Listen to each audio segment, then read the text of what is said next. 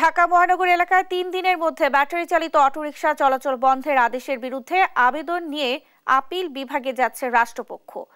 রোববার deputy attorney general নূর মোহাম্মদ আজমি বিষয়টি জানিয়েছেন। তিনি বলেন, ঢাকা মহানগর এলাকায় ৩ দিনের মধ্যে ব্যাটারি চালিত অটোরিকশা চলাচল বন্ধের আদেশের বিরুদ্ধে রাষ্ট্রপক্ষ আপিল করার সিদ্ধান্ত নিয়েছে।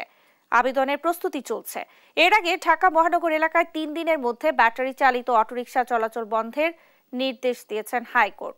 একই সঙ্গে ঢাকা মহানগর এলাকায় ব্যাটারি চালিত রিকশা চলাচল বন্ধে কর্তৃপক্ষের নিষ্ক্রিয়তা কেন বেআইনি হবে না তা জানতে চেয়ে রুল জারি করেছেন আদালত।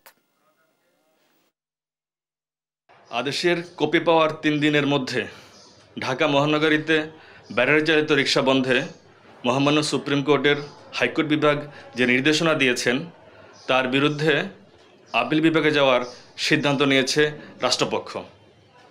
পিটিশন তৈরির কাজ চলছে। আমরা আশা করছি খুব শীঘ্রই আপিল বিভাগে বিষয়টি